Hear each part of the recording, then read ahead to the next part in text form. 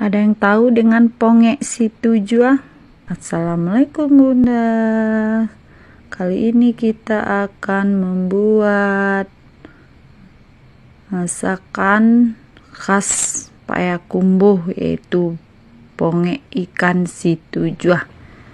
Ponge adalah salah satu teknik memasak yang biasa dilakukan ibu-ibu rumah tangga di Sumatera Barat.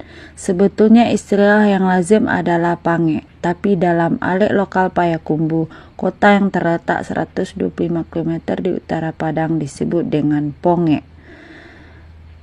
Pange sendiri adalah cara memasak dengan mengentalkan racikan bumbu terlebih dahulu, sebelum memasukkan bahan utamanya.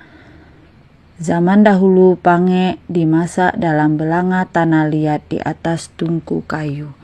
Bahan makanan utama yang sering dipange adalah ikan, dan setelah memasak disebut dengan pange ikan. Ini proses memasaknya ya Bun. Sebelum ikannya dimasukkan, santan kental kita satukan dengan semua bumbu.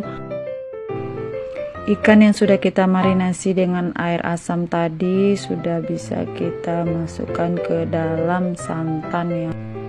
Ini udah proses memasaknya Bun. Kompornya udah bisa kita hidupkan kecil dan cukup diaduk-aduk dengan menggoyangkan daun alasnya.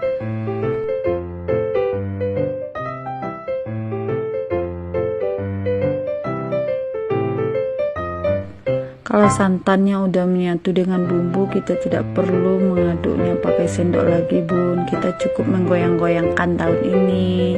Tujuannya biar nggak lengket.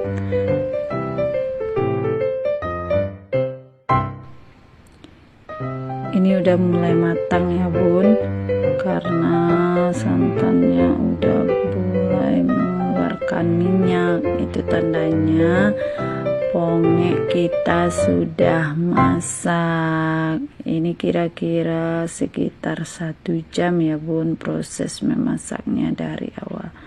Tara, inilah hasilnya ponge si tujuh. Selamat menikmati. Assalamualaikum.